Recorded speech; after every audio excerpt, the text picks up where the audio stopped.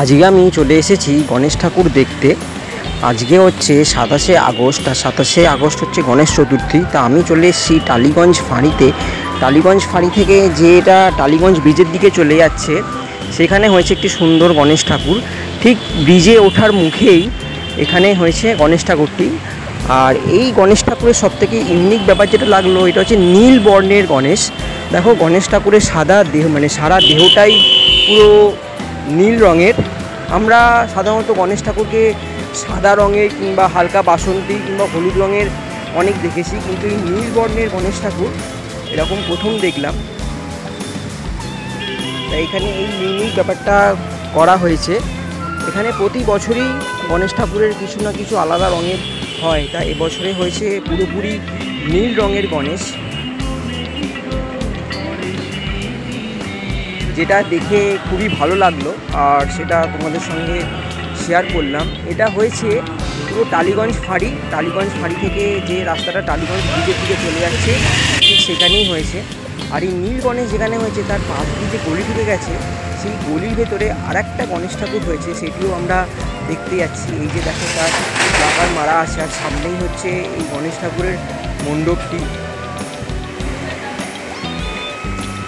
এখানেও প্যান্ডেলটিকে খুব সুন্দর করে সাজানো হয়েছে। এখানে দেখো যেরকম সাদা রঙের কিংবা ঘিয়ে কালারের যে গণেশ ঠাকুর আমরা সাধারণত দেখে আসি, সেরকম গণেশ। আর এখানেও গণেশ ঠাকুরটি খুব সুন্দর হয়েছে, মাথায় পাগড়ি জড়ানো আছে গণেশ ঠাকুরের।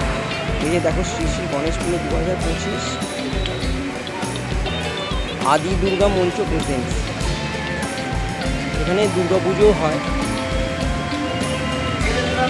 এই দুটো গণেশ ঠাকুর দেখে খুবই ভালো লাগলো। একটা তো পুরো নীল রঙের, যেটা একটু আলাদা ধরনের লাগলো, আর এই গণেশ ঠাকুরটিও খুবই সুন্দর সুন্দর করে সাজানো হয়েছে।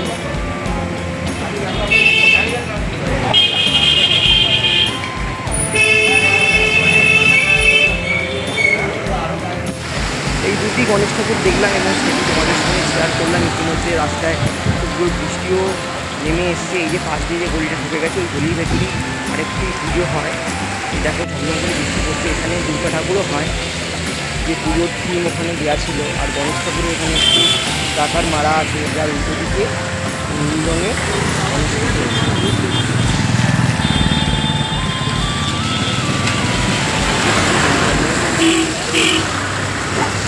আমরা এই দুটি গণেশ ঠাকুর থেকে এবার আস্তে আস্তে ফিরে যাচ্ছি।